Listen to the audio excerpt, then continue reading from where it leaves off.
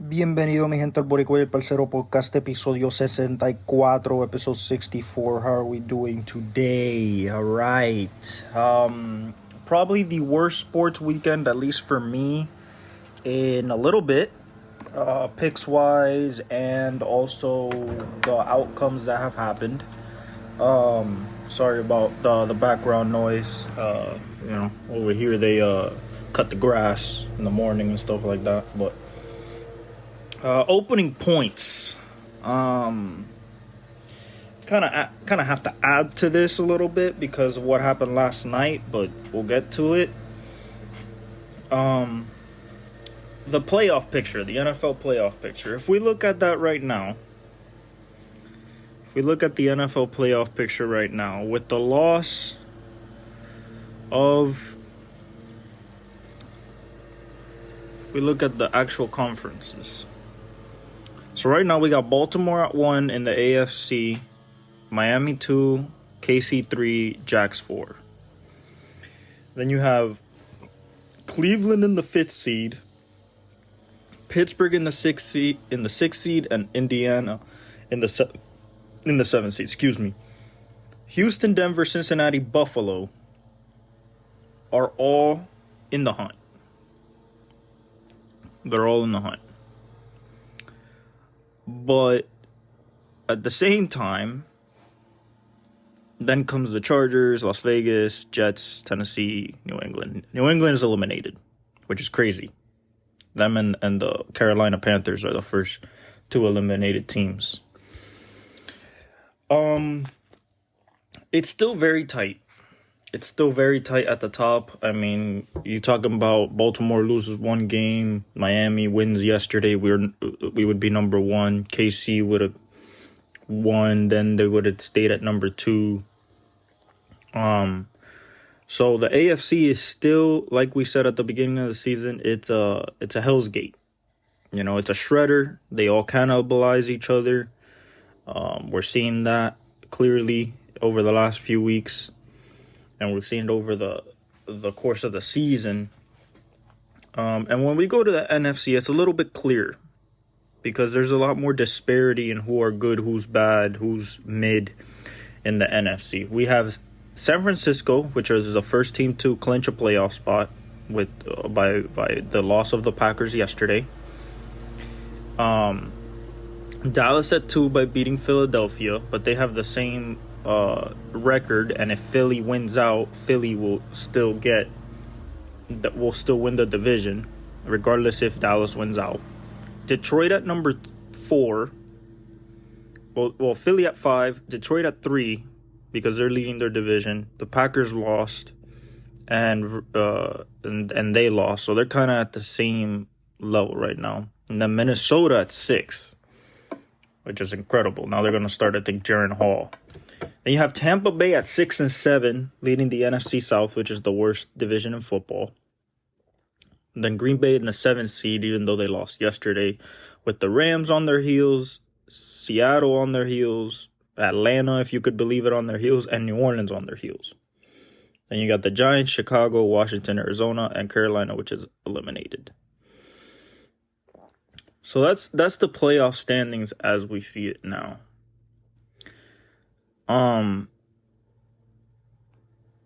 What I think about this is I think Pittsburgh's going to drop out. I don't think they have, unless Kenny comes back and just floats them to the playoffs. I think Pittsburgh drops out. I think Cleveland stays in just by virtue of the fact of their defense. Jacksonville and Houston is very touchy because if Jacksonville loses again and Houston's only a game back, you know, it gets wonky there in the AFC South. We have Indy at the 7th seed, which they can stay there, but I think Houston will work their way up there, if not Denver or Cincinnati. And then everybody thinks that Buffalo's going to make it in regardless. What I think is that Buffalo probably makes it in because Josh Allen's been playing good. Jake Browning with that defense, I mean, the team is good enough to make it in. even without Joe Burrow. And then Denver's been playing great defense, and Russell gives you one big play a game. Everybody else, you got Houston with a rookie QB, you got Indy with Gardner Minshew, Pittsburgh with you don't know what can happen there, and then Cleveland has a QB carousel that they say that they're gonna start Joe Flacco for the rest of the year, and then they put him in the practice squad, and now it's gonna be DTR, I believe. So KC, we'll talk about them when we get to the game, and we'll talk about these other teams when we get to the games.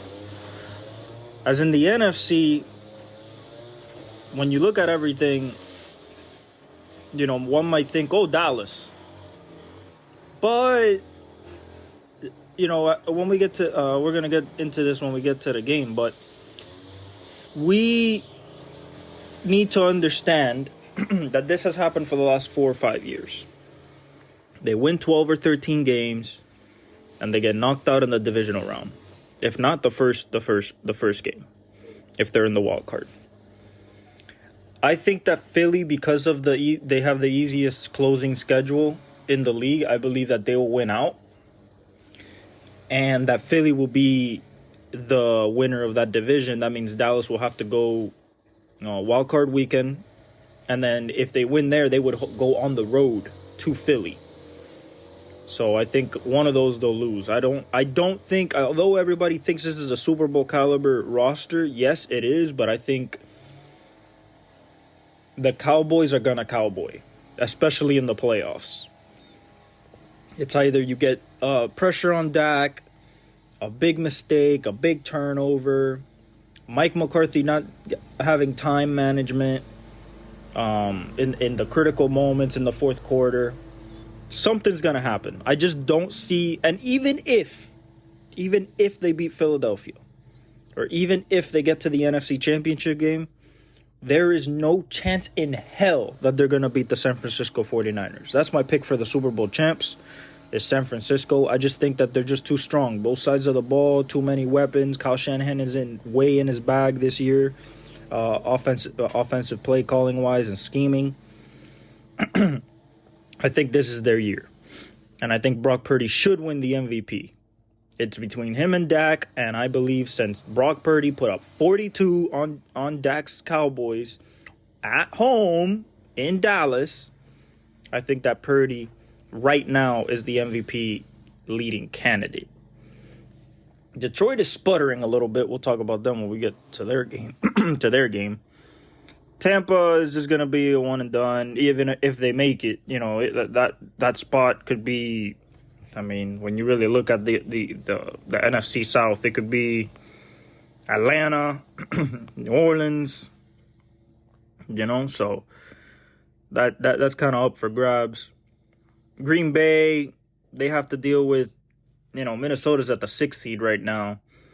But they also have to deal with the Rams and Seattle if they try to make a push for the playoffs as well. So it's going to be a battle in these last 4 weeks.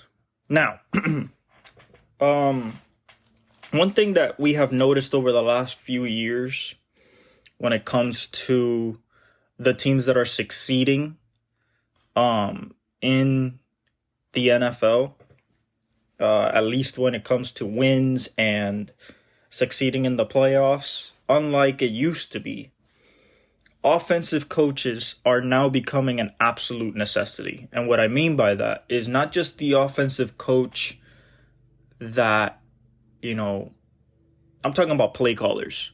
McDaniel, Shanahan, McCarthy, Sean Payton. Like, offensive coaches are the ones that are really making a difference. Because defensive coaches, if you look at the standings, let's look at what defensive coaches are in the playoff hunt. Let's see. Baltimore and Pittsburgh at 6. And that's it. Everybody else is offensive coaches. Buffalo's the 11th seed. So if they make it in, McDermott.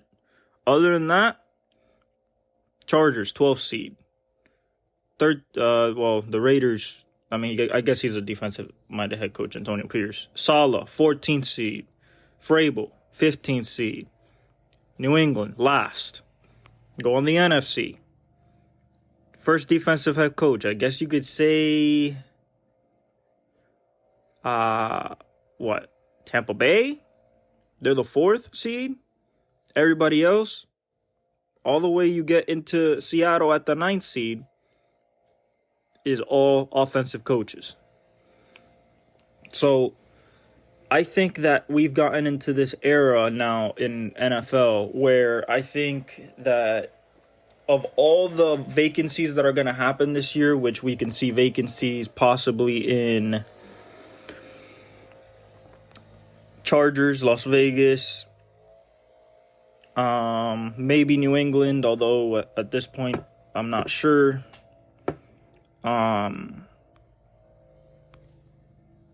Atlanta maybe, but they have an offensive head coach. New Orleans, Chicago, Washington for sure, Arizona not so much, and Carolina. I think everybody's going to go after an offensive head coach, whether that's Jim Harbaugh for the Chargers or Ben Johnson from the Detroit to one of those teams. I just think that it's a necessity now to have the guy that's calling the plays also be the head coach. I think those days of having a defensive head coach that's just the rah-rah guy on the sidelines and giving speeches and everything like that, a guy that doesn't have his imprint on every single offensive play, I just think that that is over. When you look at the last few guys who's won championships, you go from Andy Reid last year, McVay the year before that, Bruce Arians the year before that, offense. You know, the Chiefs again. You know, you have to go back to when the Patriots last won to see a defensive coach, and I think that's over. I think it's just evident. Thinking about the Heisman, we said that Michael Penix should have won it, but I said Jaden Daniels will probably win it, and Jaden Daniels did win it. I think that kid will be a superstar at the next level. It just depends where he goes. I would look for a team as, you know, somebody like, you know, depending on what happens in Denver, you know, Las Vegas, Tennessee, even though Will Levis, will get to him. New England, of course, but I don't want him to go to New England. He'll be ruined there. Detroit, but I don't think they'll be high enough. Minnesota, if they get rid of Kurt. The Rams, depending on what Stafford wants to do. Seattle would be a good place for him. Atlanta would be a good place for him. New Orleans, if they wanted to get rid of Derek Carr. The Giants. Chicago, of course, but they might get Caleb. Washington. Arizona, I think, is keeping Kyler. And, of course, Carolina has Bryce Young. So I think that kid has probably worked his way up now with the Heisman, probably into a top 10 pick, if not a top 15 pick.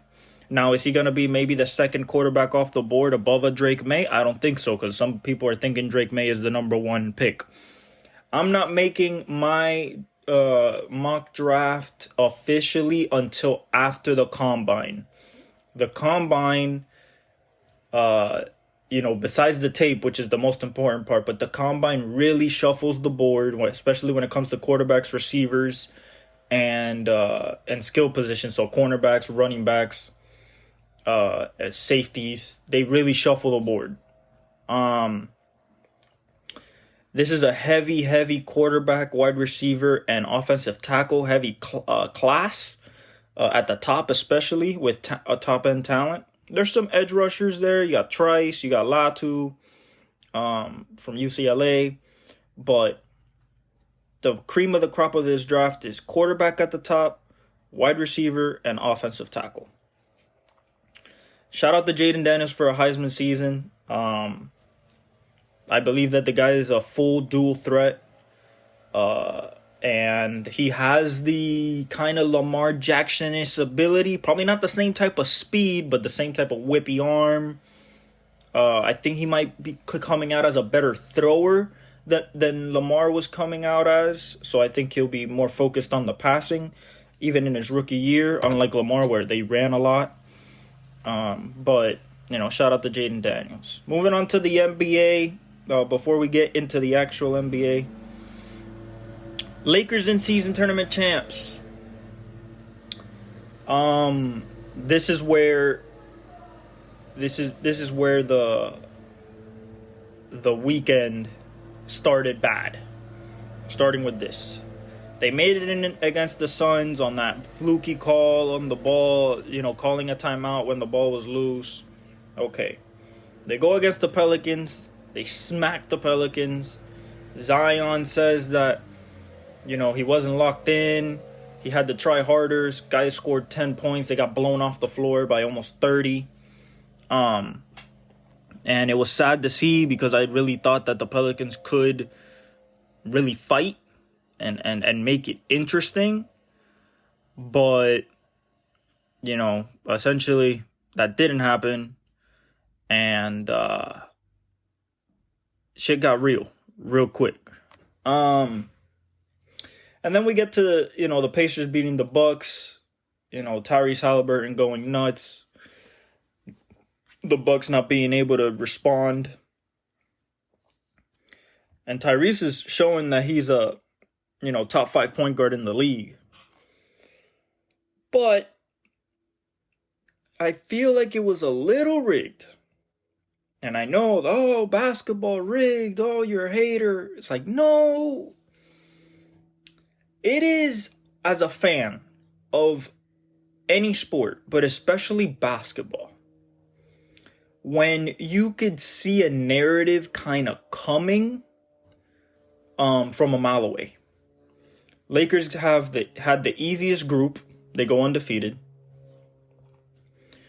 They get a Pelicans team that, they can't, you can't complain about who they face, but the Suns call, that automatically made it feel like, okay, like this is already, kind of swaying it's already like weighed to their favor. They blow out the Pelicans. Not even a question. Third quarter, that game's over. And in the championship, the refs, and I've seen this for years, but especially the last 2 years, and this is why I don't like the Lakers making the playoffs, is because I don't know if it's rigged on purpose or anything, but the aesthetics of it and how it looks just looks fishy and smells fishy. Anytime Austin Reeves jerks his head back, not even touched, jerks his... Anytime AD, goes up for a layup, anytime LeBron drives to the rim, and it's constant. So much so that the Pacers got it to 3 multiple times, got the lead back down to 3. It was 11, back down to 3. And somehow, some way, every single time that they got it back down to 3, in less than 2 minutes, 4 fouls happened for the Lakers, hit free throws, back to 11. And that happened multiple times in the game. And then they, at the end with like 5 or 6 minutes left, they kind of just started piling on. Tyrese didn't shoot well that game. They were trapping him. Indiana got calls, but most of the calls in the important moments, the Lakers got them. Austin Reeves was unstoppable this game. This guy had 21 in the first half. LeBron decided to, just kind of show up, I guess. But, Anthony Davis decided to pull one of those Anthony Davis games that he drops once in a while. 41 and 20. The once in a while game. The one that he doesn't do in the playoffs. The once in a while. You got LeBron with 24 and 11. Austin Reeves put in 28. 9 for 15 from the field. And the Lakers were 0 for 6 from 3 in the first half. And it was a close game. But they were still leading. And I know that, sports can't be rigged and stuff like that. Even though Tim Donaghy, that's back in the day. That doesn't happen no more, right? But, the amount of at least fouls in key moments that go the Lakers' way in pivotal games, to me, has always been egregious. The reason the Nuggets could sweep them last year is because they just had a better team. Even with the refs stacked against them and getting every call, they beat them. And that's what you got to do with the Lakers, especially in an in-season tournament. Now they're going to put up a banner for it, like it's all important and everything. LeBron getting the tournament MVP. It just smells of just narrative building. It doesn't smell like it was organic. But I digress. I don't like the Lakers. Ever since Kobe unfortunately retired and then passed away, I don't like the Lakers. They used to be fun to watch with Kobe. Now you kind of just watch a possession and that it's gonna be a foul or anything, especially in the playoffs. Like, that's why I don't like it when they make it to the playoffs, because it is entirely the deck is stacked with them, not against them. It's not an even fight. If you look at the free throw disparity of free throws taken and fouls committed, they say, oh, the Lakers know how to defend without fouling. Bullshit. They don't get fouls called on them. They foul all the time. Okay? And for Mike Breen to just like gloss over that every 10 minutes in the game, like, oh, the Lakers, like they're the team that fouls the least in the league, and they get the most free throws in the league by a big amount. Like, yeah, that's how the refs are kind of playing their part. They're getting a little something under the table, in my opinion. All right, if we move directly to the NBA, I wanted to talk about teams with red flags. And if we look at the standings, and this doesn't mean this can go for any team. For example, Boston's red flag: the health of KP, the health of Kristaps Porzingis. Why do I say that?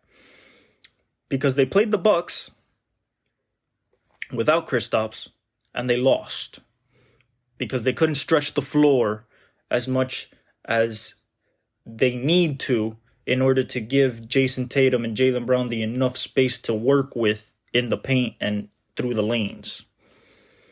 So Boston is going to be contingent on KP's health in order to stretch the floor, especially in the playoffs. So that's their red flag. Milwaukee, that defense is absolutely awful. And the fact that Giannis and Damian still hasn't figured out the pick and roll, and they're not doing it enough. Like, I would be spamming that pick and roll. Spamming it. Until you get it right. Running it 2 times, 3, 4 times a quarter, it's not going to get it done. Because your defense is just not there. You're getting killed inside in the paint. Murdered inside in the paint. You could beat the bottom feeders, but then when you face the big boys, I see it, and it's not. Damian is not completely efficient yet. He still has these nights like yesterday where he scored 14 against the Bulls. It should be more consistent. I don't see any red flags with Philly. The only thing I see is that maybe they need one more piece. But there's not really any red flags. Their defense is good. Offense is good.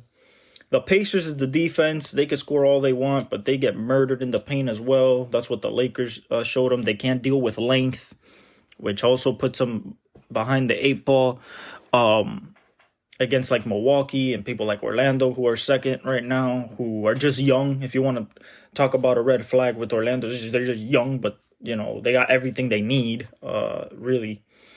And that's without Markel and without Wendell Carter right now. And Jalen Suggs, I believe, is hurt, if I'm not mistaken. Um, the Knicks need another piece. The offense is not smooth enough to create constant buckets.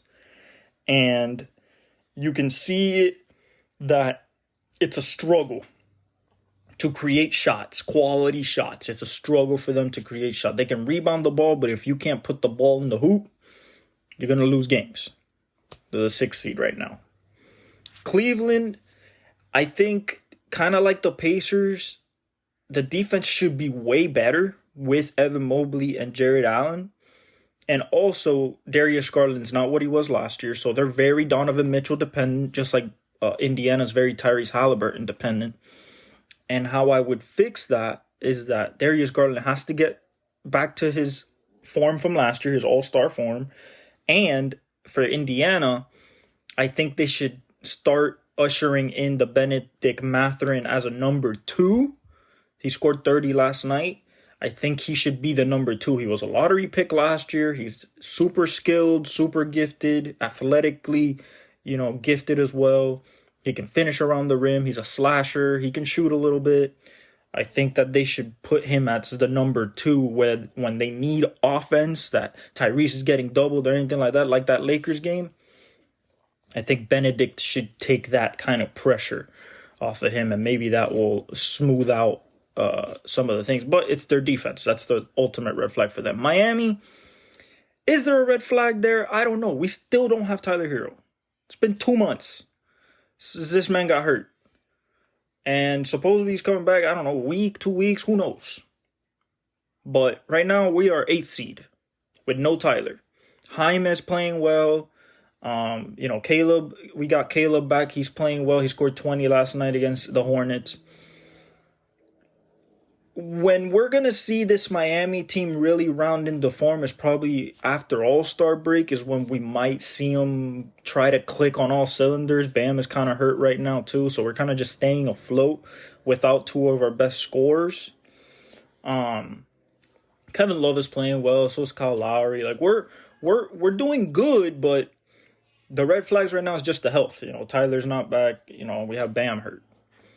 Brooklyn, although they're talented, I don't think they have a consistent scoring punch unless, in 2 weeks we talking about Cam Thomas going back to his 28 a game averages that he was doing before he got hurt.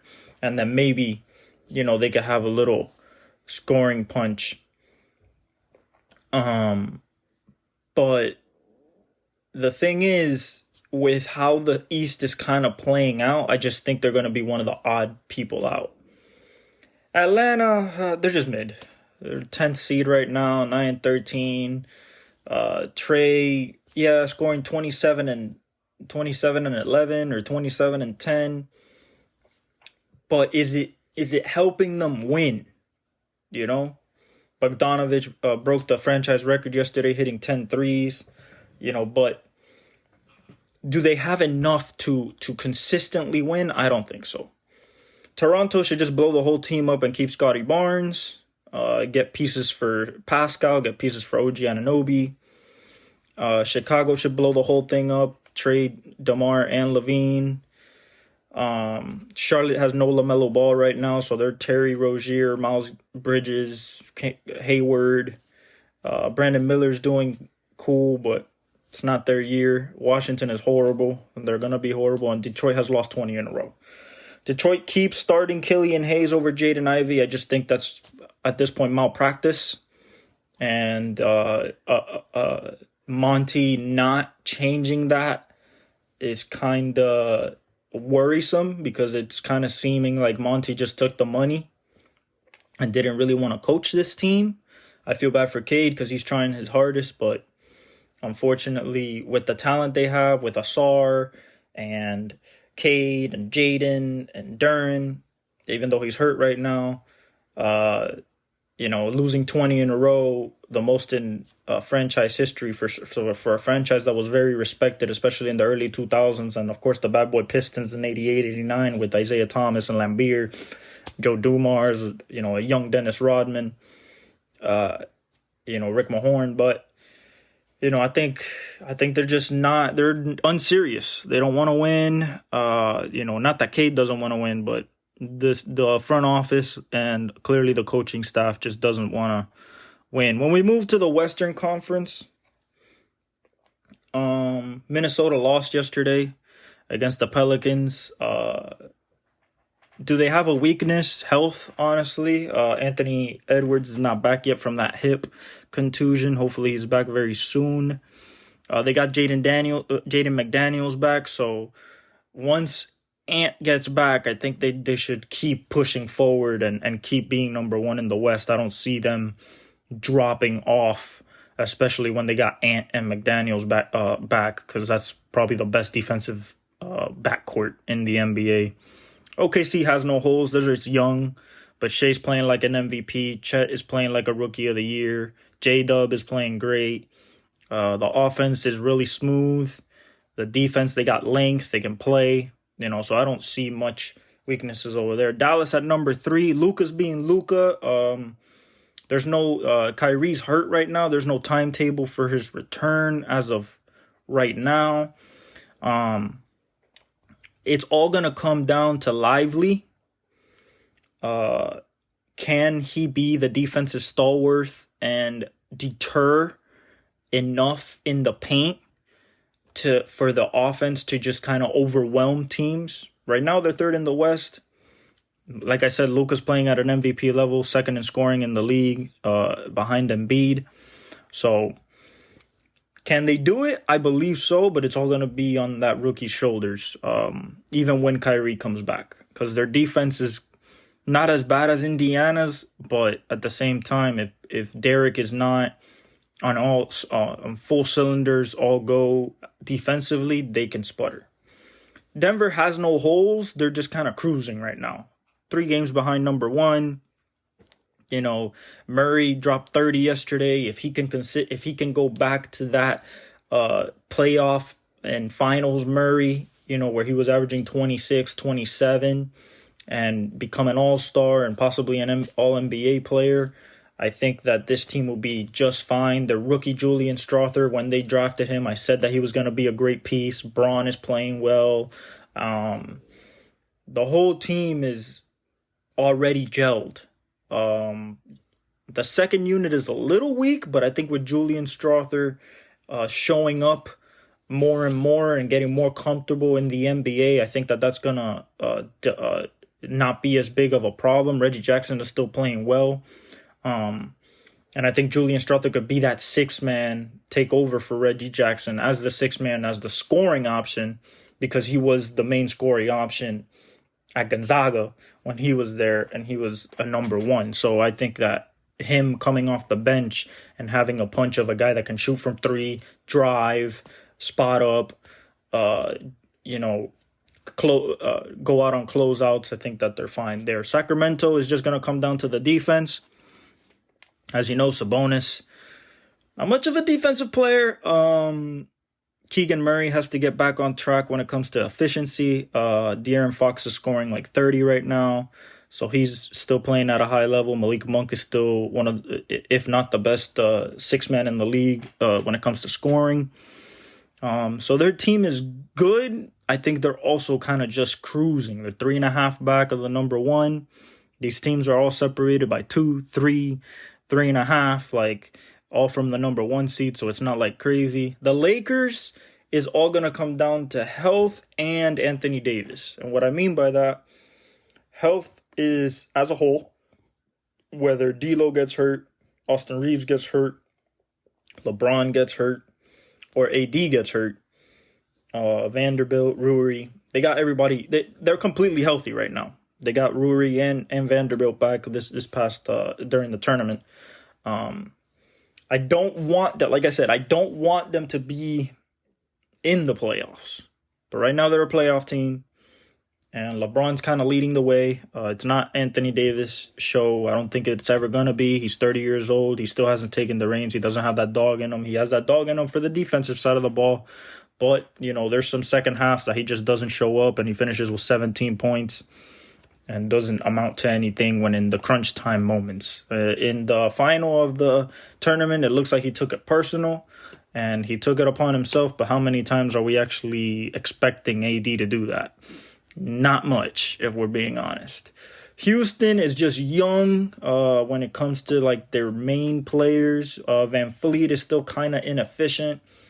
Derrick Brooks is still a good defender, but can you count on him to score consistently? I'm not sure. Amen Thompson still not back, and that's sad. Jalen Green is not chucking, but he's not. When the moments come for him to take over offensively and drive and put pressure, and he doesn't do it. Jabari Smith is it's his second year, so he's kind of there. And then Anfernee Sengun is playing like an all-star, and that's their number one. It's kind of surprising. They're only 5 games back, so it's not that much at this point in the season. But as the 7th seed, I just think that they're young and they don't have enough for the big teams. The Clips is a toss-up. Because if you get a good game from PG and Kawhi, you probably win. But they could also shoot you out of a game. PG can be inefficient at times. The defense might not be as locked in. I see Zubac has been pretty good the last three or 4 games. He's kind of taken an ownership of a little bit of that inside interior presence on the offensive side of the floor. Scoring and stuff, rolling to the rim. But if they don't figure out how to be efficient with those 4 stars, all the 4 Hall of Famers essentially, I think that Kawhi should be the one that leads them. I think he's still the most efficient, still the best two-way player they have by far. I think PG, with the injuries and all the years on his legs, I think he's not at that level anymore. Kind of like what happened to Clay. Which we'll talk about, but I don't know. The Clips, they're 8th right now. They're in the play-in, but do I see them getting up into the 6, 5, 4? They have to get on a streak and really start gelling together. James Harden is still trying to figure out. He shoots threes, some floaters, but moving on to the Phoenix Suns. Still no Bradley Beal. He's still dealing with his back. KD is hurt. Because of his ankle that he hurt in the 4th quarter of the in-season tournament against the Lakers. They're 9th seed right now. It's kind of disappointing. Then again, injuries, which is what's going to hold them back. Essentially, that's what's going to hold them back right now. Book is playing well. I expected him to be a little bit more aggressive, especially without KD. So we'll see what happens against the Golden State Warriors tonight. But being the 9th seed and having that much talent on that team, if it weren't for the injuries, where would they be? Would they be in the top 4? Or would they be somewhere mid-pack 5, 6, 7? And that would still kind of be a disappointment. So that's the red flag for Phoenix. It's kind of just health and continuity. With the 3 stars that haven't been able to be on the floor, kind of like Brooklyn was. For some reason, KD has this problem of always losing his top wingmen on teams that he goes to. I don't understand why, but it kind of just happens. Either he's hurt or they're hurt at the time that they're supposed to be together and gelling. 10, New Orleans. Okay, red flags. You can say continuity between B.I. and Zion. You can say Zion's buy-in, Zion's lack of, kind of care to try to take that number 1 role, although he scored 37 or 36 yesterday against the Timberwolves and beat them. But if Zion takes over, if he gets mad about what Stephen A. said, saying he's fat, about what everybody said after the in-season tournament against the Lakers, when he looked disinterested and didn't look like he was playing hard and looked out of shape in a massive way. If he takes that to heart and just plays his game, he can still be 26, 27 a game, 8 rebounds, good efficiency, and still lead this New Orleans Pelicans team. They're only 5 back. They're in the 10th seed, but they're only 5 back from the 1 seed. The West is very, very tight right now. And actually the East is even tighter.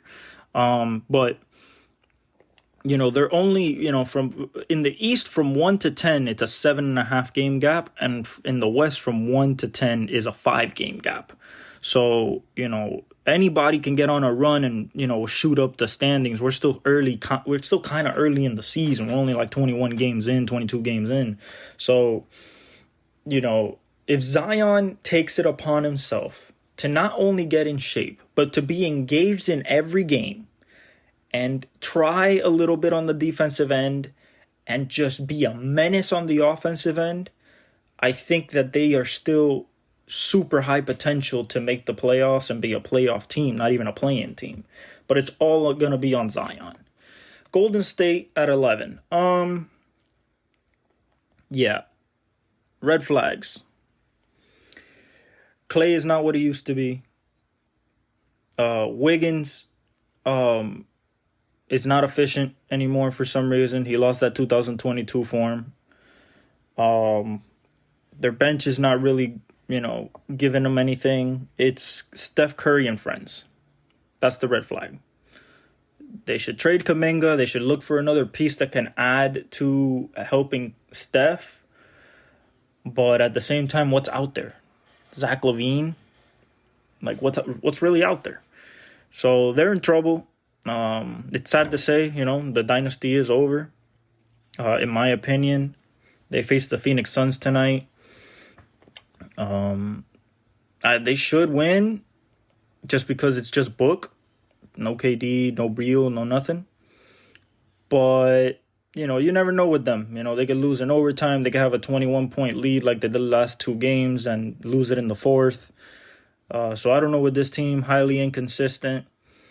Good on the, they're bad at home, 5-6. Bad away, 5-6. They're just mid. They're just a mid team. And right now it's just, like I said, Steph Curry and friends. Utah, Memphis, Portland, San Antonio. Portland, San Antonio, they're just young. Scoot is playing better. He's getting into the flow more. He's slashing. He's shooting his little jump shot from 17, 18 feet. I see in the highlights, he looks pronounced. He looks like he's still a part of the team. San Antonio, I think, just punted the season, bro, honestly. Like, they're in their franchise high losing streak of 17 games. Such a storied franchise has lost 17 games in a row, the franchise record. Wemby is not getting used the right way. I think that Pop, even with this record, I think should just kind of let Wemby go. Whether Wemby wants to bring up the ball, whether Wemby wants to run at center. Just let Wemby be Wemby. Him and Vassell, him and Keldon Johnson, and all 3 of those. Put Trey Jones on the floor. Put Jeremy Sohan back at 4. And just run it out. Let them learn. Because at 3-19, you're not doing anything. You're 14 games back. You ain't going to catch up. I think Memphis, what is Ja going to do? Ja comes back in, let's see. Ja comes back in 4 games? You're 6-16. What's he going to do? You're 11 games back. You can make it to the play-in. You are like 5-6 games back of the play-in. That means you got to get on a streak and hope that New Orleans, Phoenix, Clippers, Houston slip up, which can happen, but you're wishing upon a star right now. But that's what happens, when you don't have your superstar player. We'll see what happens when Ja comes back. We'll see how their offense looks. Jaren Jackson's playing well, so is Desmond Bane, but it's just not enough. I think the biggest thing for them is that Steven Adams is hurt and Brandon Clark is hurt for the year. I think that was just the nail in the coffin for them. It wasn't really the Ja thing. It was more like their big men going down. Even if Ja comes back, they're not having those 2 stalwarts in the middle blocking the paint and being there for lobs and rolls and stuff like that and screening. I think that's just going to hurt him, and people are going to just focus on Desmond and Ja, and Jaren is going to have to carry the load in the paint. So I don't think that they can do anything this year. I think they're looking till next year. And then for Utah, they're just young. Lauri's hurt. Keontae George is running the show. I think they should run Keontae George with Ochai Agbaji. I think that would be the best. But, Ochai's still coming off the bench. So we'll see what happens there. But they're 10.5 games back. They're done. Moving on to NFL. And yes, I did sigh when I said the NFL. Patriots Steelers. Bailey Zappi. Somehow, some way, this man, from being garbage for the last 4 starts, or the last 4 games he's played, he goes out with no receivers and goes out with 19 of 28, 240, 3 touchdowns, a pick, 115.2 passer rating against the Steelers defense. Ezekiel didn't run for much, 22 carries for 68 yards. That's not doing nothing. Juju went 4 for 90. Ezekiel caught 7 for 72 and a touchdown. Hunter Henry went 3 for 40 and 2 touchdowns. But, this is just embarrassing for the Pittsburgh Steelers. And I think they're done. I think this was the nail in the coffin. You lost to a 2-win teams back-to-back at your house. They've lost the Steelers' way. To quote Minka, people think that they wear the black and gold and they're just going to win. That they just, they just deserve to win. And that's not how it is. You got to go out and win. I think that the Steelers have lost their way and their essence. And honestly, also, I think that Tomlin might be on the hot seat. He's a defensive coach, just like Bill Belichick. And the message might be getting stale over there. Now, would it be a shock to me if he doesn't get fired or, leaves? No, it would not be a shock to me. They're super loyal, and he's had 17 straight seasons of winning. Can he do that this year? They're 7-6, so they have 2 games of leeway. And considering their schedule is Colts, which they can win, Bengals, which depending on Browning, they can lose, Seahawks, which I expect them to lose, and then the Ravens, they will lose. I think that it's entirely possible that they can keep that streak going, but at the same time, if it's Mitch Trubisky for them, I feel bad for them. If Kenny doesn't come back in the next 2 weeks and they lose the next 2 weeks, I think it's wraps for them. Moving on to one of the biggest games, if not the biggest game of the week, besides another one that we're going to talk about. Seahawks 49ers. Another statement by the 49ers that they're the best team in the league.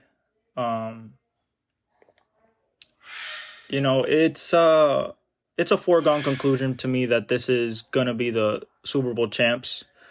I don't see anybody stopping this offense, and the defense is that good. The defense forces turnovers, and the offense capitalizes on anything, whether it's field position, a blown coverage, a missed assignment. Purdy, another great day, 19 for 27, 368, 13.6 average, 2 touchdowns and a pick. 122.1 passer rating. McCaffrey, 16 carries, 145.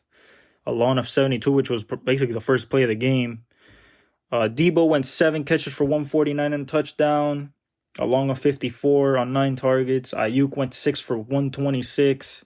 A long of 45, 9 targets. And this is without throwing McCaffrey the ball. He had 1 target. 1 reception. You know, Kittle went 3 for 76 and a long of 44 on 5 targets. I just think this team is unstoppable right now. And Purdy's the MVP. At least for me. He's the MVP. He is the best quarterback in the league right now. We'll talk about Dak, but, you know, the fact that Purdy put up 42 on him in his house, I think that just puts it over, you know, if you want to look at, like, the college football playoff way, like, head-to-head, destroyed him. So I don't see really a comparison there. Pete Carroll's tenure is possibly coming to an end in Seattle.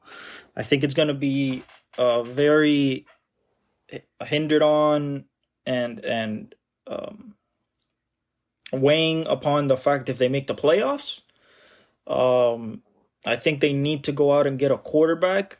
I don't know if they go get Justin Fields. I don't know if they can trade up and go get Jaden Daniels or Bo Nix. But it's time to draft a QB. And, you know, they have to control themselves. DK has to control himself. Like, I get that they're fiery and everything, but, you know, in football, you still need discipline. And I'm not seeing that from this team right now. So that's what happened there.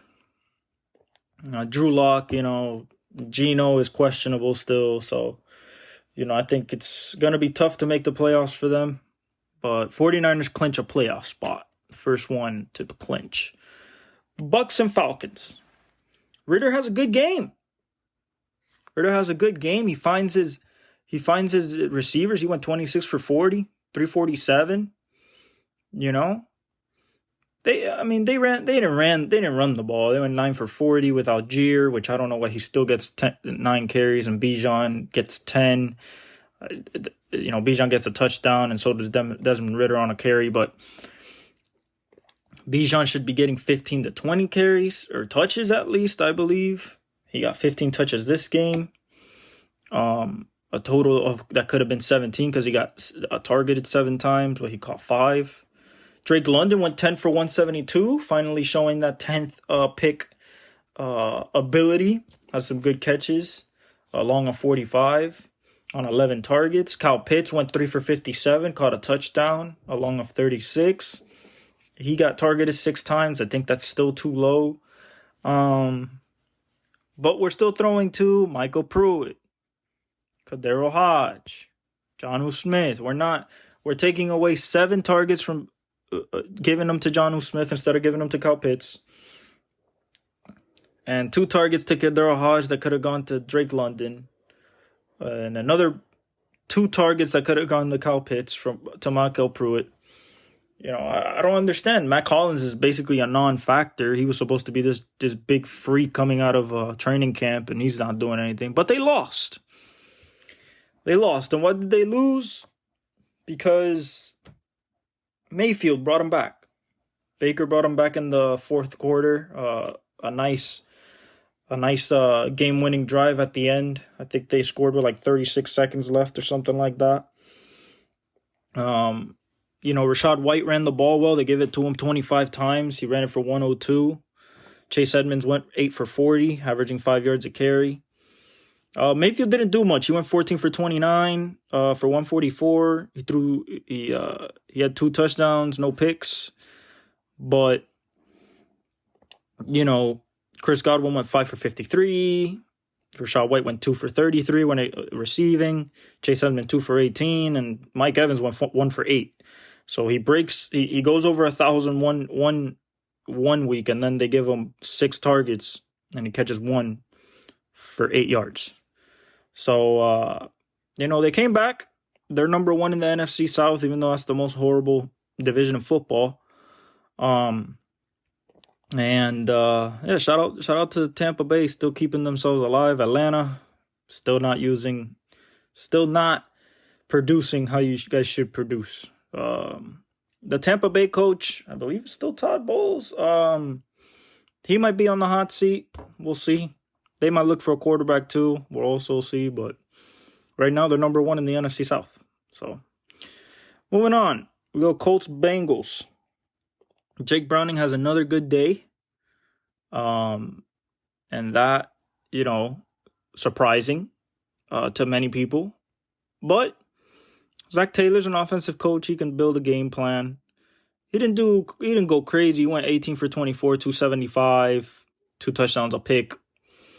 Then I believe he had a hand cramp and left for like a couple plays and then came back. Joe Mixon 21 for 79. Chase Brown, the rookie, went 8 for 25. But the receiving is where he went nuts. He went 3 for 80 and along a 54 with a touchdown. T. Higgins went 2 for 72. Jamar Chase went 3 for 29. So it was not really throwing the ball really downfield. It was a couple of them, but there was not really that over the top element. But he did enough. 34 to 14. The defense is still good. Minshew went 26 for 39, so he threw the ball almost 40 times. He went 240, 1 TD, 1 interception.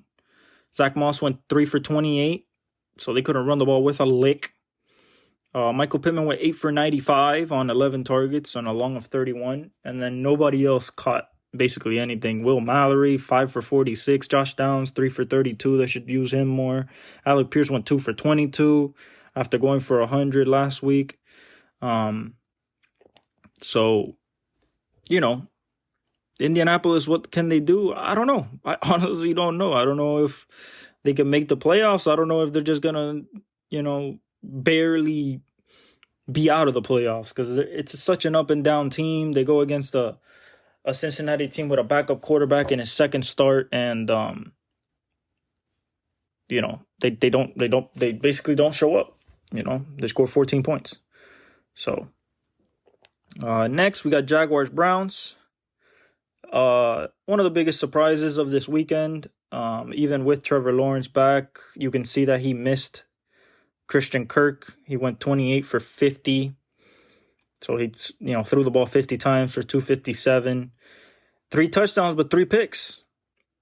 3 for Trevor. And bad picks. One was basically an arm punt. And then the others were just, bad picks. Bad picks. ETN couldn't get nothing on the ground, 14 for 35. Evan Ingram had a good game, 11 for 95 on 12 targets. And Calvin Ridley went 4 for 53 on 13 targets, which is ridiculous. That ratio is horrible. Zay Jones, 5 for 29 on 14 targets. So Evan Ingram with 12, Calvin Ridley with 13, and Zay Jones with 14. And you get 5 completions to Zay, 4 to Calvin, and 11. So 11 for 12 for Evan. So he had the best game with 2 touchdowns. But, for you to lose to Joe Flacco on the other side that got moved to the practice squad after he got announced that he was going to be the starter. He goes for 311, 26 for 45, 3 touchdowns and a pick. Jerome Ford, not much, 12 for 51. Kareem Hunt, 10 for 27. And Njoku had a good game, 6 for 91 on 8 targets. And Amari Cooper went 7 for 77 on 14 targets. So he caught half of his targets. But, it's sad that Jacksonville couldn't pull this off. The defense just couldn't stop, Joe Flacco at 38 years old. So I'm very, very concerned about this defense not having somebody on the other side of Josh Allen. I mean, when you look at Trayvon Walker, he's been an absolute non-factor this year. So, I think that's going to be their downfall, is just the defense just letting them down, unfortunately. When we go to Texans and Jets, I don't know how the Texans lost this game. Of course, the Jets defense is amazing. We've seen that all year. But Zach Wilson actually had a good game. Interestingly enough, CJ went 10 for 23, 91. I mean, he couldn't do nothing this game. Nothing. He didn't turn the ball over, but he didn't do nothing this game. They couldn't run the ball. 13 for 65 for Devin Singletary.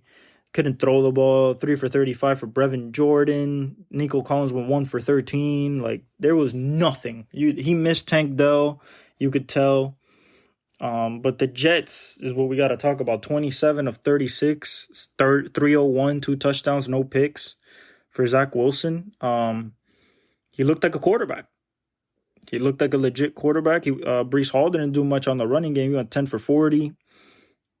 Garrett Wilson went 9 for 108 on 14 targets, so that's good that he threw to him. Brees Hall went 8 for 86 on 9 targets. And then Randall Cobb gets into the end zone, surprisingly. But, is this going to be the Zach Wilson that we see, or is this just the flash in the pan that we see every 6 games from him? And then reverts back to the pumpkin that he's been forever. We shall see, but they beat the Texans 30-6. They're 5-8. They're not going nowhere. But I guess they consider this a good win. For the Houston, this makes it a little harder to make the playoffs. They should have really won this game, been at 8-6, and put pressure on Jacksonville that they lost, but they still got a chance to make it. I believe in CJ, but that Tank Dell injury really, really affects him. And also, he is in concussion protocol right now. And it's and the way that he got hit was the same thing as Tua last year, the bouncing, the rebound off the turf. He didn't keep his chin down to try to hold his neck from snapping back. So if it's gonna be Davis Mills, it's gonna be bad because it was bad last year. So we shall see that. Nico Collins also got hurt, but they couldn't find him, so it didn't matter. Rams-Ravens, probably the most exciting game of the day. Went to OT. Tylan Wallace, the rookie, he after Baltimore went 3-and-out in OT, then Rams go 3-and-out, and then that ensuing punt, Tylan Wallace takes it back for a touchdown to win the game.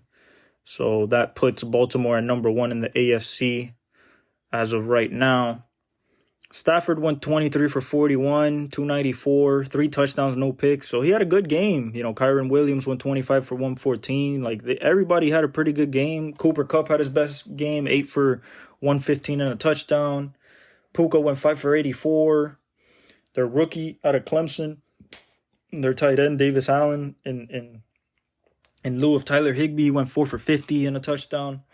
So they played well, but Baltimore just did enough. Lamar went 24 for 43, 316. He had 3 touchdowns and a pick. He also rushed 11 times for 70 yards. And then Keaton Mitchell went 9 for 54. Odell had a good game. He went 4 on 10 targets, but he caught 4 for 97 yards and a long of 46 with a touchdown. Isaiah Likely had a good game, 5 for 83 on 7 targets and a touchdown. Zay Flowers went 6 for 60, including the game tying touchdown at the end and the 2-point conversion to basically try to end it, even though Stafford took him down and tied the game at the end to send it to OT. Baltimore still, I think their big game is going to be the Dallas game. The Miami game, I don't think so. I think they'll win that, but I think the Dallas game is going to be where they stack up on the Super Bowl ladder. I think that's what's going to be it. For the Rams, they have a shot. They still have a shot to make it because everybody's stuck there at 6 and 7 to try to get into those last 2 playoff spots, even the third playoff spot, to be honest. All 3 wild cards are still kind of up for grabs. But they got to figure out something with this defense, man. It's Aaron Donald and friends out there, and they're so young that, if their defense gives up too many, Stafford just can't throw them back into the game if it's too much. So we shall see what happens there. Lions, Bears, embarrassing. That's all I got to say there. Detroit just showing that Jared Goff can't play in the outside weather once again. It was cold. He went 26 for 35, so he was cold too. 161, a touchdown, 2 picks. Passer rating of 54.6. I mean, just horrible. 4 sacks. Gibbs, 11 for 66. Montgomery, 10 for 66. So they couldn't really run the ball. they couldn't even pass the ball. I mean, Amon-Ra got 9 targets, only caught 3 of them for 21 yards. Donovan Peoples-Jones caught a pass. Laporta had 6 targets but caught only 2 passes. So this was very embarrassing. Very embarrassing. And this was another flash game, just like Zach Wilson. Justin Fields, 19 for 33, 223, nothing, 1 touchdown to DJ Moore. Nothing crazy. He ran the ball for 58 yards on 12 carries and a touchdown. Dante Foreman ran 11 for 50. Nothing crazy at all. DJ Moore went 6 for 68 on 10 targets and a touchdown. Cole Kmet went 5 for 66 on 7 targets. Darnell Mooney with 2 for 44 on 7 targets. So it was nothing crazy. It was just like the defense. Jalen Johnson caught a pick and recovered a fumble.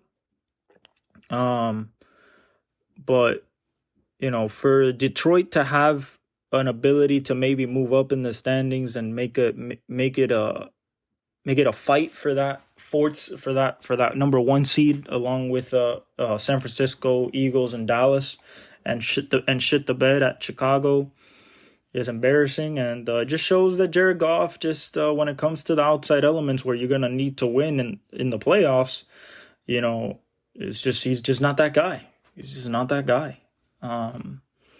Moving on to the Saints and Panthers. This game was what I expected. Panthers can't do nothing. It's just what it is. They can't do nothing. So there's not really the Panthers just suck. They're the worst football team. Bryce Young went 13 for 36, 137. I mean, it's bad. Hubbard went 23 for 87. Miles Sanders went 10 for 74 and a long of 48. Passing was non-existent. They're not gonna. I don't think they're gonna win any game. I don't think they can. Bryce just doesn't have the requisite weapons to do anything on that offense. And Derek Carr went 18 for 26 for 119. It's not like he was a world beater either. At all. He went two touchdowns and a pick. Alvin Kamara didn't run that well. He went 12 for 56. Jamal Williams went 11 for 43. A.T. Perry was their leading receiver. 1 for 44 on 1 target and a long of 44. Like that, Olave caught 4 for 28 and a touchdown. So nothing really big happened. They just 28-6 is just what happened. Like, it wasn't, Alvin Kamara got a touchdown. Chris Olave got a touchdown. Jimmy Graham got another touchdown. And that was it. There was really nothing else. They got a defensive touchdown with DeMarco Jackson. But other than that, this game was nothing to write home about. New Orleans is right there in the thick of things, but I just don't think they have the requisite amount of anything to try to, really challenge for a playoff spot right now. I mean, they're behind Tampa Bay. Tampa Bay, and Atlanta have the same record, and it's a crapshoot right now in the NFC South. Vikings Raiders. If I say boring is an understatement. 3-0. Vikings. 1:57 left in the fourth quarter. Finally, the field goal goes in. With Nick Mullins at center, Josh Dobbs gets benched. And Nick Mullins in, I want to say, the fourth, he went 9 for 13, 83 yards. No touchdowns, of course. There was no touchdowns in this game. Josh Dobbs in almost the whole game went 10 for 23 and 63 yards. So with 5 sacks amounting to 47 yards. So I don't know what's going to happen to Josh Dobbs. Probably going to be benched because Jaren Hall will probably start this week because he's back from concussion. Alexander Madison went 10 for 66. Todd Chandler with 12 for 35. TJ went 5 for 53. Justin Jefferson got hurt again. He's day-to-day with a chest injury. Jordan Addison went 2 for 20. I mean, this game was so bad to watch. It was tough. Aiden O'Connell went 21 for 32 for 171 and an interception. Josh Jacobs went 13 for 34 and got hurt.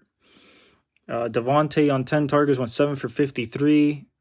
Hunter Renfrow caught the ball 3 times for 46 yards. I mean, it just wasn't good. And Minnesota, will Jaron Hall help them if JJ's like completely healthy and they have the full core? We'll see. He's a rookie from BYU. He was Puka Nakua's a quarterback at BYU. So we'll see about that. The Raiders, I think they're done. I think they should trade Devontae, preferably to the Chiefs. We'll get to them, but yeah. For a game to go 0-0, and Texans and Jets went 0-0 into halftime as well. The Jets put up 30 in the second half. But for a game to go 0-0 all the way to 157 in the fourth quarter, there has to be some bad football. And there was some bad football, bad turnovers, bad fumbles, a team driving and fumbling the ball. It was tough. It was tough to watch. Dobbs getting benched for Nick Mullins. That's tough. The Raiders got to go get a QB. Got to go get an offensive coordinator that attacks with the weapons they have, although I think they should trade Devontae Adams at the end of this season. Try to get something for him.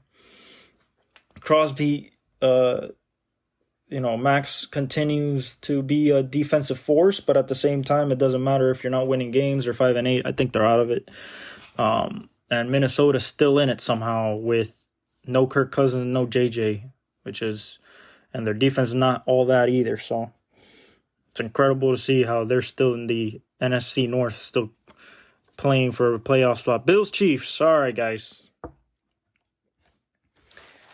This is where the Chiefs dynasty, at least for this year, is done. This is not their year. This is the Tyreek Hill coming back down to earth moment.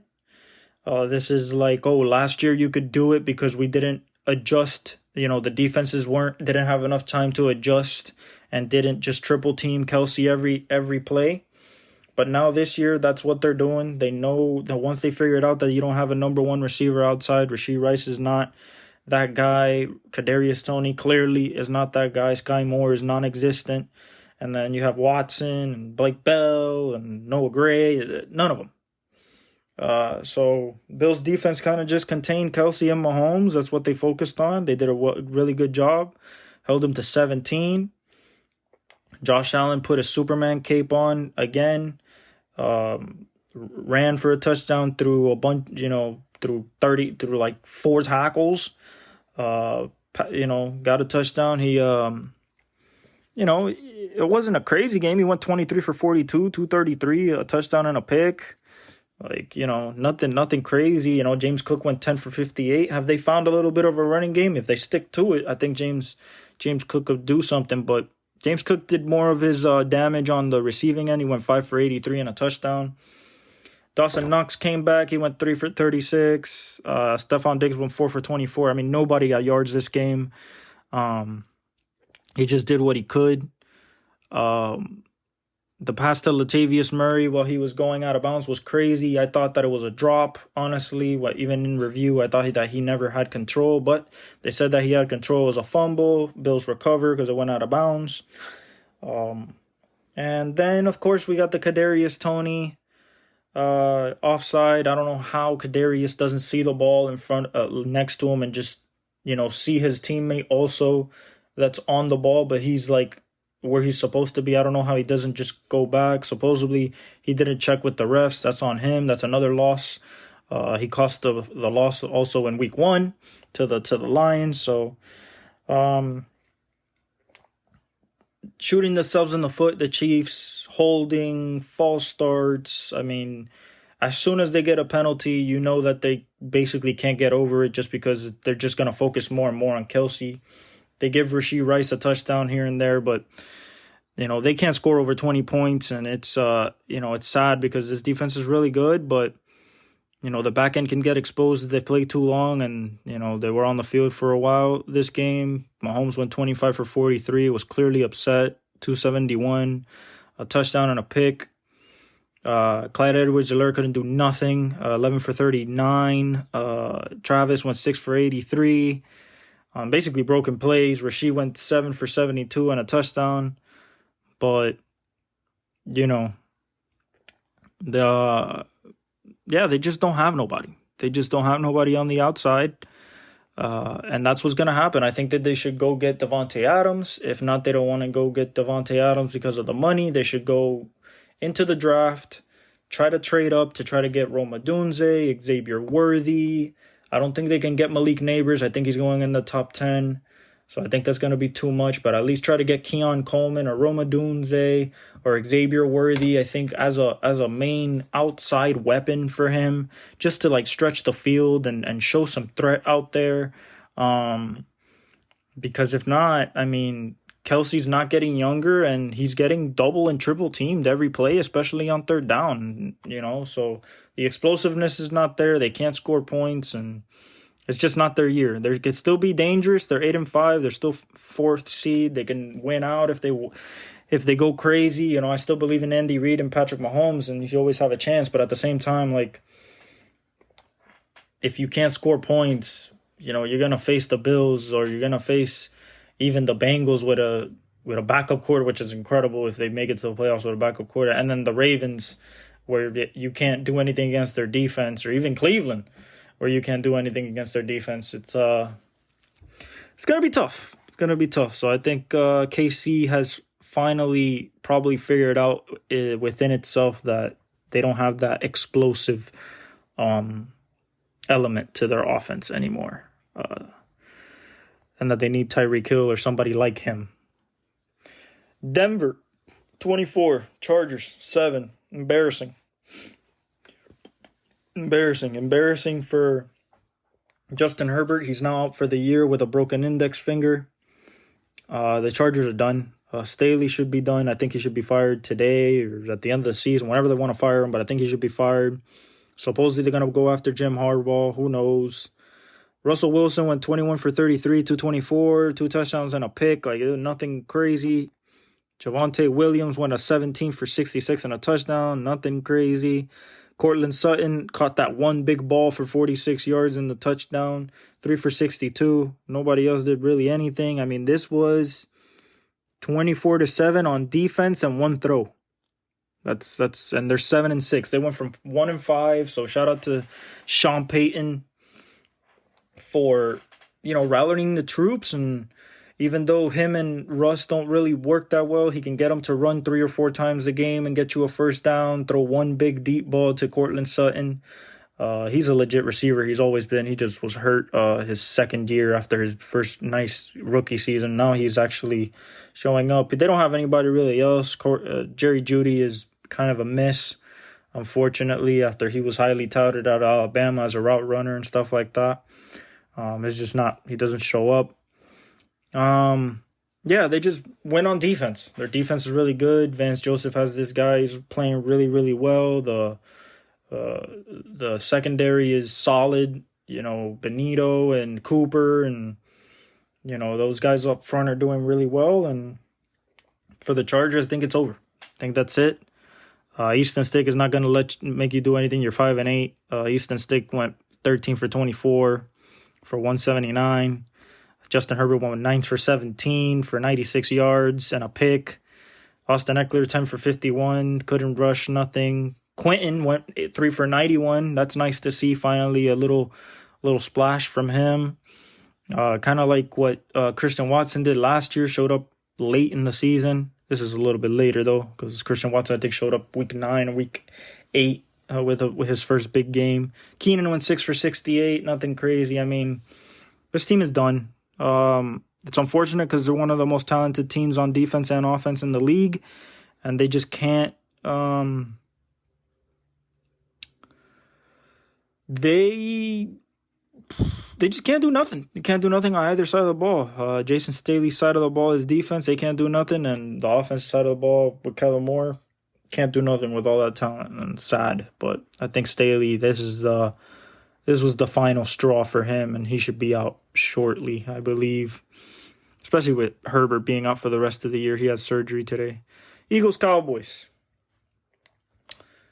13-33 Dallas. Not really a game, to be honest. I mean, it was never really game. Dak played well. Jalen Hurts went 18 for 27, 197. I mean, nothing could be done. DeAndre Swift 11 for 30, nothing, zero. AJ Brown 9 for 94, but Gilly had him basically locked all game. Devontae Smith went 5 for 73. I mean, nothing could get done. They had Dallas Goedert back. He went 4 for 30. But that defense got cooked, and it got cooked bad. Even though Dak didn't throw for 300, he went 24 for 39, 2 touchdowns. Pollard went 16 for 59. I don't know why they give the ball to Rico Dowdle, but they gave him to him 12 times and 46 yards. Stole a Tony Pollard touchdown from him. Ferguson was their leading receiver, 5 for 72. CD went 6 for 71 and a touchdown. Michael Gallup made a touchdown. He went 3 for 48. They did nothing this game. Dallas just controlled the line of scrimmage on both sides of the ball. But like I said, they can win this game, and they could say Dak is the MVP. To me, Purdy's the MVP. Jalen Hurts, for some reason, he's either hurt or because they're not doing the explosive plays they did last year. They're not throwing the ball downfield as much. They haven't had a game like that ever this season, like last year that they used to just blow out people. This shows an indictment to that defense. That defense is getting cooked, especially on the back end. Blankenship got hurt this game. That just made it even worse. They couldn't cover on third down. They couldn't stop the run on third down. And yeah, so people think that Dallas is a Super Bowl contender. I don't think so. I still think that they would get smacked by San Francisco even if they made it to the NFC Championship game. And that's still considering that even if they win out and Philly wins out with, like I said, the easiest schedule left, including facing Tommy DeVito and the Giants 2 more times. Even though, we'll get to Tommy later. I still think that Philly's the better team when it comes into the playoffs.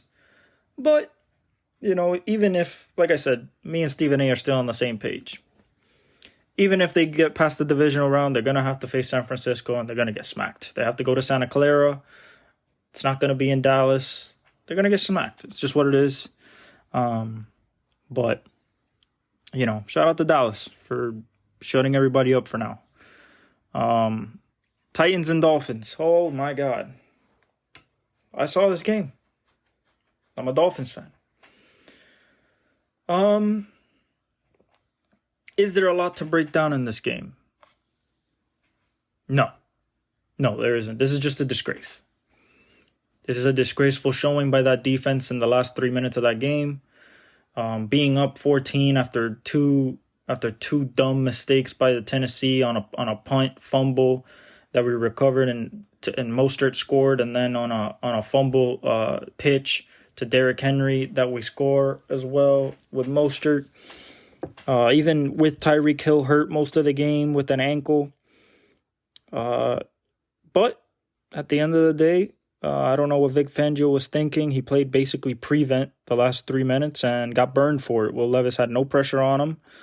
And he made throw after throw after throw and, scored 14 points in the last 3 minutes. And we couldn't score nothing. Our play calling at the end of the game was horrible. Including the screen pass to Devon Achane on third down, leaving us with a fourth down that basically was a sack, which I called from the beginning. Our offensive line was teetering on the brink of collapse every play, especially coming down the stretch.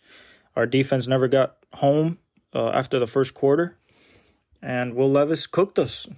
In those last 3 minutes, we didn't allow him to do anything the whole game. And in the last 3 minutes, he cooked us. He went 23 for 38, 327, a touchdown and a pick.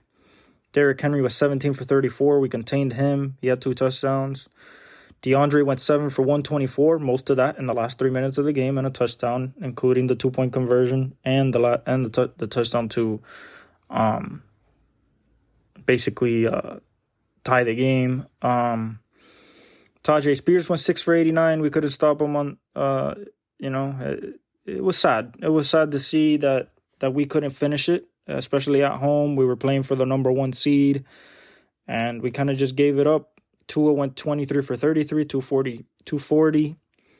No touchdowns, no picks. Raheem went 21 for 96 and 2 touchdowns. Devon Achane went 7 for 47. Jalen Waddle went 6 for 79.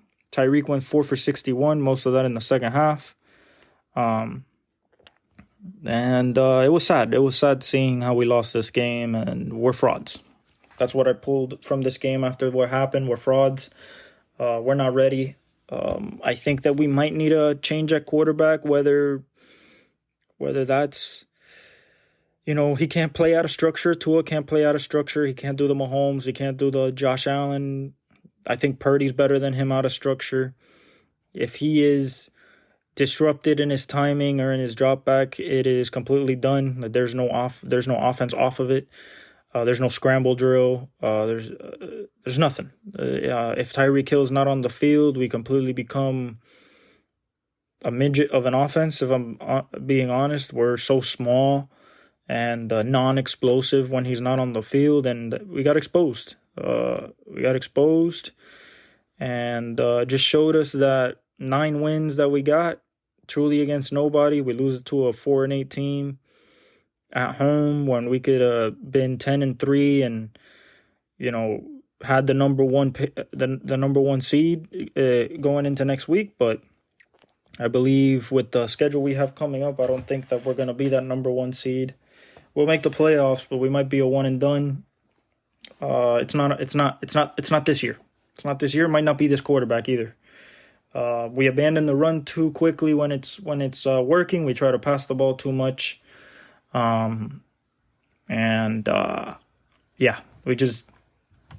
suck, essentially, as a Dolphins fan. We suck. And Packers-Giants, another surprising score. People thought that Love was gonna be, take care of the Giants, that Tommy DeVito couldn't do nothing, and Love went 25 for 39, 218 yards, a touchdown and a pick. Really didn't do anything. A.J. Dillon 15 for 53, nothing.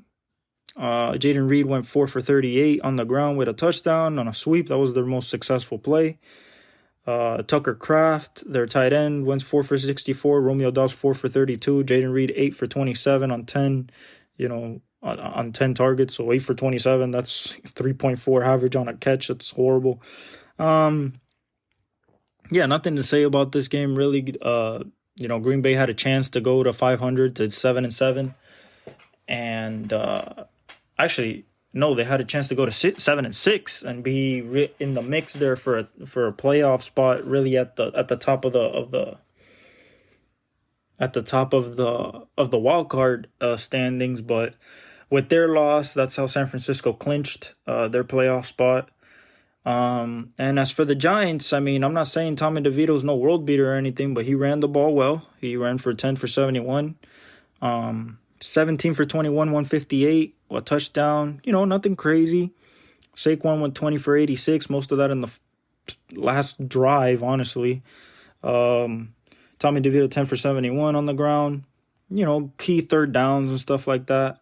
Wan'Dale Robinson went 6 for 79, including the 32-yarder that put him into field goal range at the end to kick the field goal. Isaiah Hodgins went 2 for 22 and a touchdown. Nice back of the end zone catch.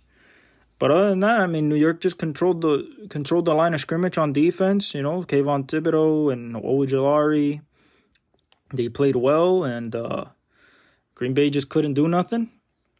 And Tommy DeVito did just enough. Did just enough to win, and Gabagoo, has won two in a row. For the Green Bay Packers, I think that this just shows the inconsistency and not being able to build on wins.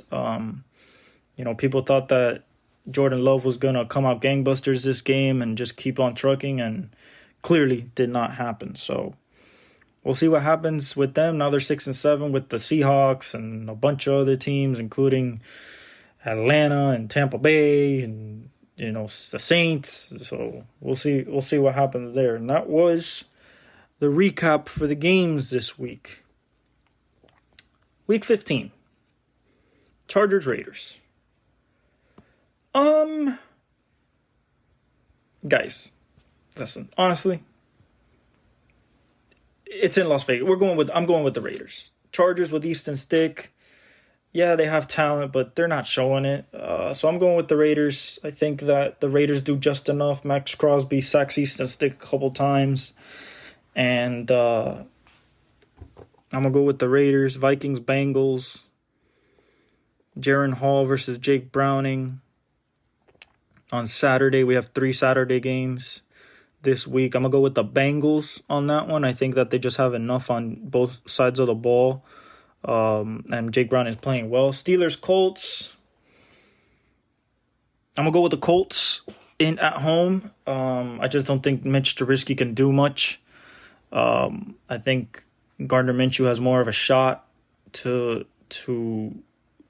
bring his team down the field and score some points. And then Broncos, Lions. Lions are at home. Broncos have been playing well, good defense. You know what? I'm gonna go on a limb. I want to pick the Lions, but the Broncos defense has kind of scared me. And you know, when you talk about coaching, I think Sean Payton's a better coach. So I'm gonna go with the Broncos. I think they're just gonna impose their will on them, run the ball. Russ is gonna do just enough, and I think that defense gets after Jared Goff and makes him make a mistake, even though they're indoors. We go to Sunday, Jets, Dolphins. Dolphins should win that, but who knows at this point. That Jets defense, Zach Wilson. I'm going to go with the Dolphins. We're at home. We need the win. I think we have enough to win. So I believe that we will bounce back. I'm going to pick the Dolphins. 49ers, Cardinals. That's a blowout. That's 49ers. Texans, Titans. I think the Texans win this game. Unless it's Davis Mills. If it's Davis Mills, I'm taking the Titans. If it's CJ, I'm taking the Texans. But we don't know right now, so I'm going to take the Titans, thinking that CJ is going to not clear concussion protocol. But if it's CJ playing, I believe the Texans win this game. Bucks, Packers. I think the Packers have a better package right now. I think they're going to be pissed coming off that loss against the Giants. The Bucks can win, but I just think that the Packers have a better offensive package right now, and defense, they're pretty good. Giants, Saints, I'm going with the Saints. Don't feel particularly good about it, but I just like Alvin Kamara and Chris Olave better than Tommy DeVito and Wandale Robinson, honestly. Falcons, Panthers, I'm going with the Falcons there. They should be able to win that, no problem. Browns, Bears, I'm going with the Browns just because of that defense. I don't think that Justin Fields can replicate what he did against the Lions, against that Browns defense. I think he's going to be under duress from Myles Garrett a lot. Chiefs, Patriots, I'm going with the Chiefs. I just think the Patriots just can't score against that defense. The Chiefs' defense is still good. So I'm going with the Chiefs there and Patrick Mahomes. Commanders, Rams, I'm going with the Rams. I think the Commanders are kind of just sputtering at this point. They're just waiting for the season to be over. I'm going to go with the Rams. I think Cooper Kupp and Puka Nacua have big days. Stafford gets protected enough to win. Cowboys, Bills. I'm going to go with the Bills. I just believe in Josh Allen more than Dak Prescott. This is more evenly matched than people think. I'm going to go with the Bills. I think that they upset the Cowboys. They're at home. It's in New York. It's going to be cold. So I think the Bills get it done. Ravens, Jaguars, I'm going to go with the Ravens.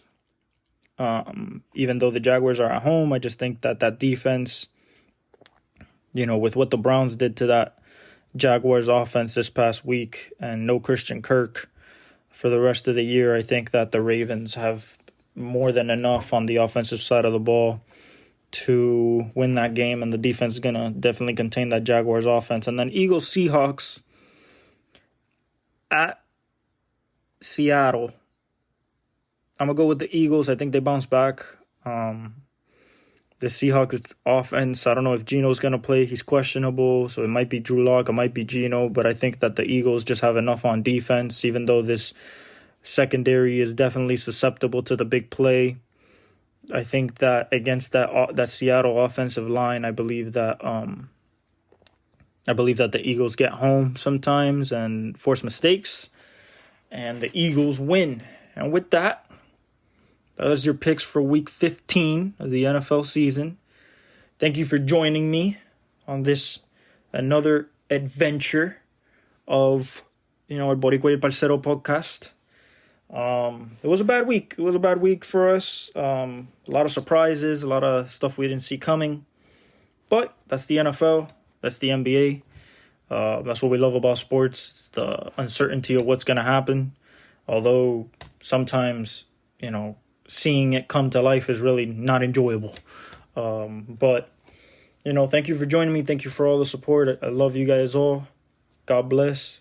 And I believe next episode would be the Merry Christmas episode, because after that I think Christmas will be before the next episode after that. So I love you guys. God bless you. Dale.